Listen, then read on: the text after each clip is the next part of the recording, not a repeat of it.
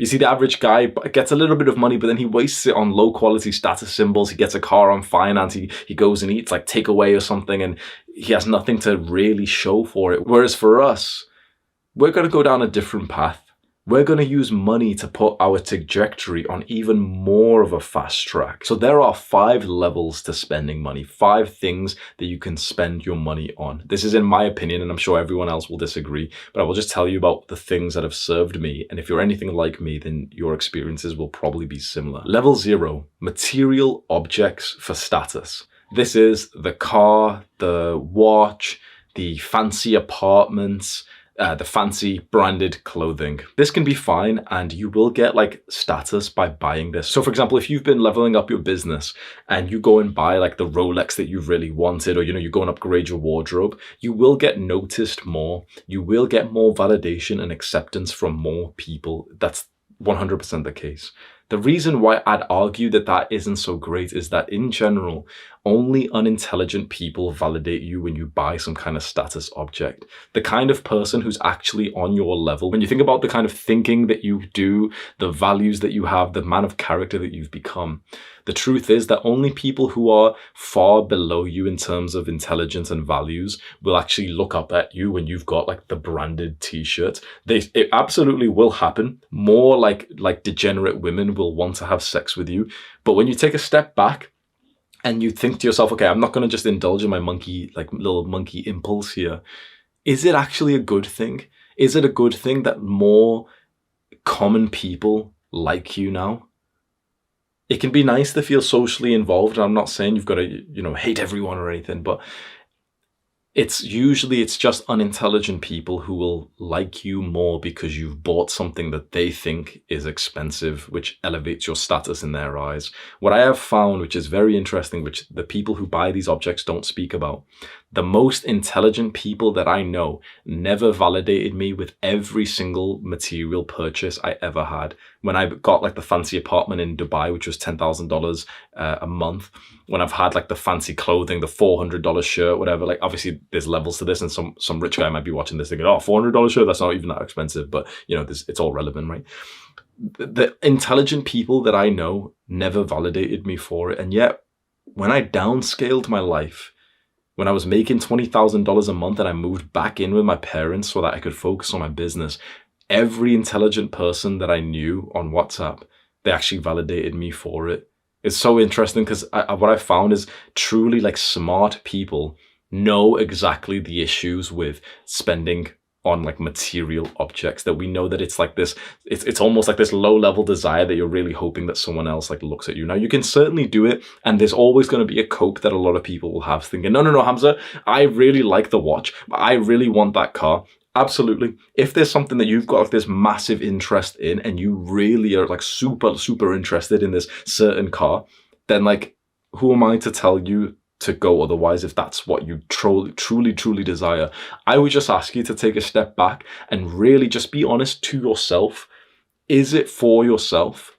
Is it actually because you genuinely want that? Or is it as pathetic as like you literally just want to see someone's head turn towards you, and that's what will make it all worthwhile? Because most of the guys who are really obsessed with a certain material object, like the watch or the car or the apartment or whatever, for most of them, it isn't about the utility of the thing. It isn't about the real value of the thing. It's kind of like a band-aid over the childhood trauma of like a lack of unconditional love. It's so sad to say that, but it is the case. And I don't mean to like psychoanalyze anyone, but it is the case. That's why we chase these material objects, because we just want to feel welcomed in our society, which is really sad because you probably spent like a month of your life just trying to get that watch, and now you've got some dumb girl who's more into you, when the actual girl who's on your level, who's an intelligent woman, who's well educated, she's going to think that you're kind of like insecure and lame for having that.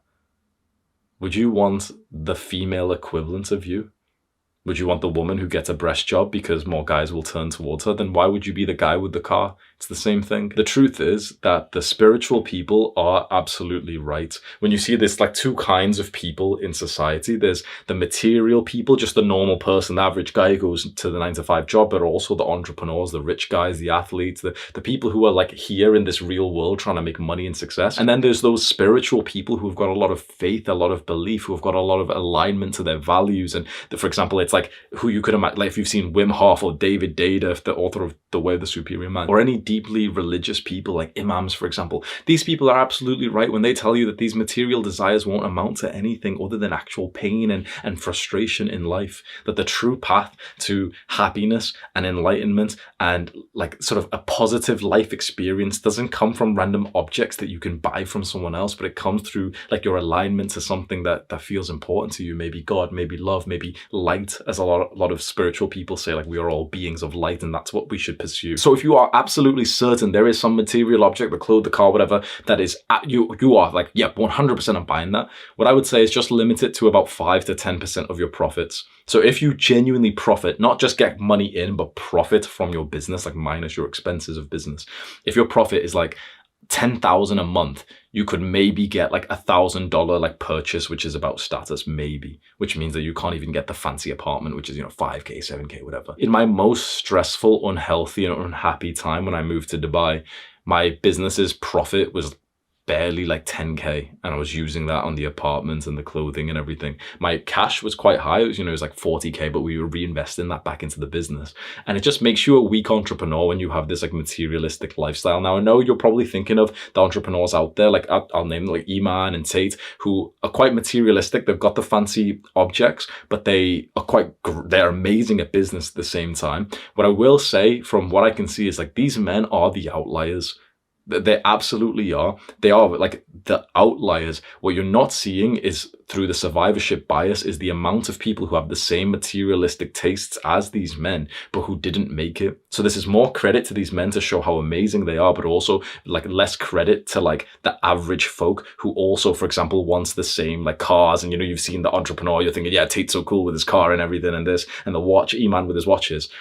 Chances are, if we're just being honest, most of the people who have the same desires end up in absolute ruin. Just because you see this one guy who's been able to manage it doesn't actually mean that you will. Now, of course, we want to have like powerful beliefs about ourselves, but we also need to be rational to think that the disease of materialism has claimed the lives of a lot of disciplined, hardworking people. These aren't average people that you're competing against. When you think of like the top level athletes who literally became too materialistic and they lost it all and became bankrupt, they were more disciplined than you could ever hope to be. So don't believe that, oh yeah, it won't happen to me. I won't waste all my money in my business or my athletic career just goes to shit because of the headache caused by my incessant desire of status objects.